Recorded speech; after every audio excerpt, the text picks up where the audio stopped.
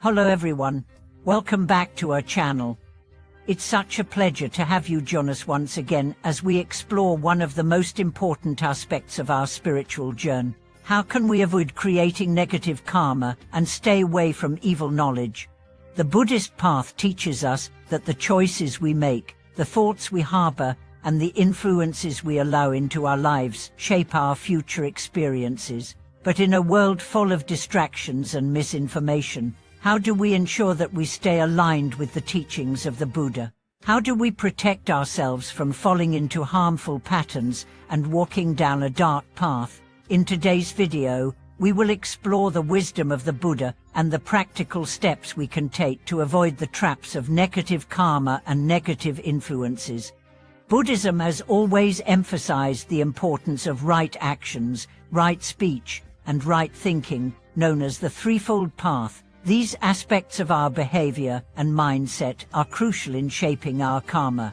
Karma is not simply a system of reward and punishment, it is the law of cause and effect. Every thought, word, and action we engage in creates an imprint on our consciousness, and these imprints determine our future experiences. Therefore, the more we align ourselves with positive intentions and wise actions, the more likely we are to experience peace and happiness. But what about the opposite? What happens when we create negative karma? Negative karma rises when we act out of greed, hatred, ignorance, or delusion. These negative intentions can create harmful imprints that affect not only our own lives, but also the lives of those around us. We may unintentionally harm others, cause suffering, or perpetuate cycles of pain and confusion. This is why Buddhism teaches us to be mindful of our thoughts and actions, so that we do not fall into these negative patterns. One of the most important teachings in Buddhism is the idea of right view. Right view is the understanding of the true nature of reality. It is the awareness that everything is impermanent, that all beings are interconnected, and that suffering arises from attachment and ignorance.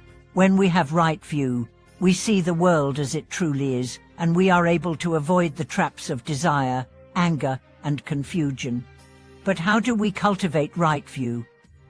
One of the key aspects is to avoid the influence of evil knowledge. Evil knowledge, in Buddhist teachings, refers to teachings or philosophies that are harmful to our spiritual growth. These are teachings that led us further away from the truth, that encourage us to act out of ignorance, or that misguide us with false promises. The Buddha warned us to be cautious about the knowledge we take in, because not all knowledge is beneficial. Just as we wouldn't drink from a poisoned well, we should be wary of harmful teachings that can distort our understanding of reality. The influence of evil knowledge can be subtle. It may appear in the form of self-help books, philosophies that promise quick fixes, or even well-meaning friends or teachers who offer advice based on their own misunderstandings. But if the teachings do not lead us toward compassion, wisdom, and freedom from attachment, then they are not truly beneficial. In fact, they can reinforce our delusions and keep us trapped in the cycle of suffering. Let's explore a powerful example. Imagine a man named Hiroshi who grew up in a spiritual community that emphasized material success and power. She was taught that the goal of life was to accumulate wealth, control others, and seek personal glory. At first, Hiroshi believed this philosophy. He worked hard, built his business, and achieved success in the material world. But as his wealth and influence grew, so did his emptiness. Despite all of his achievements, he felt unsatisfied. The more he chased power, the more disconnected he became from his true self. One day, Hiroshi encountered a Buddhist monk who shared a different perspective, one based on generosity, humility, and interconnectedness. The monk taught Hiroshi that true happiness comes from serving others and letting go of attachment to material success. At first, Hiroshi was resistant to this teaching. He had spent so many years building his life around the pursuit of wealth and power. But after a period of reflection, Hiroshi realized that the teachings he had followed were based on evil knowledge, they were not leading him toward true happiness, but away from it. He decided to let go of his old beliefs and embrace the wisdom of the Buddha. Over time, he found peace, joy, and contentment in serving others and cultivating a mind free from attachment. Hiroshi's story is a powerful reminder of the importance of discerning the teachings we follow. Evil knowledge, while often appealing in its promises of quick success or worldly achievement, ultimately leads us away from the true path. In contrast, the Buddha's teachings guide us toward lasting happiness, inner peace, and the freedom from suffering. So, how can we protect ourselves from evil knowledge and negative karma? The first step is to be mindful of the influences we allow into our lives.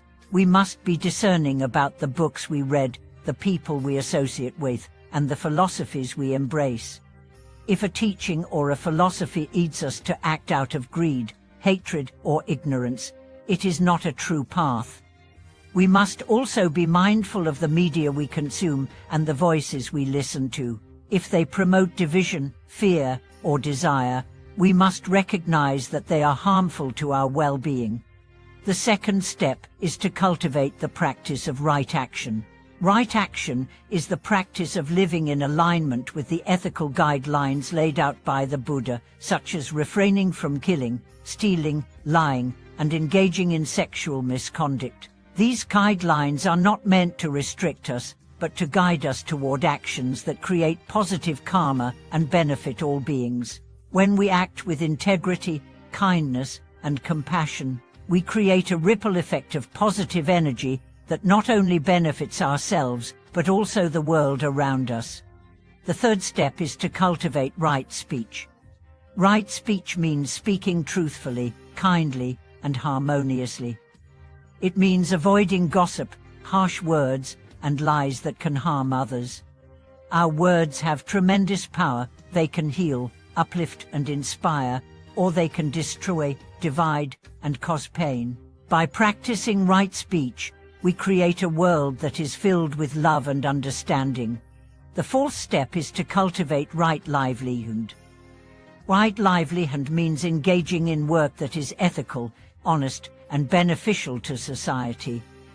It means avoiding occupations that cause harm to others or the environment, such as working in industries that exploit workers or harm animals. By choosing right livelihood, we ensure that our actions contribute to the well-being of all beings and the planet.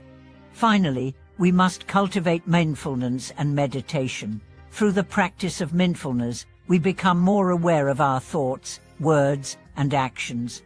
We begin to notice the patterns of negativity that arise in our minds and learn to let them go. Through meditation, we deepen our connection to our inner wisdom and develop the clarity needed to discern the truth from the false. With these tools, we can stay on the path of light and avoid the traps of negative karma and evil knowledge. In closing, Buddhism teaches us that our path is one of awareness, mindfulness, and discernment. We have the power to protect ourselves from harmful influences and create a life that is aligned with wisdom, compassion, and peace. By avoiding negative karma, staying away from evil knowledge, and cultivating right action, speech, livelihood, and mindfulness, we can walk the path of light and lead others to the same.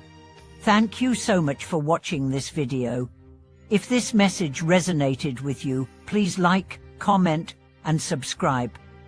We'd love to hear your thoughts. How do you protect yourself from negative influences and harmful teachings?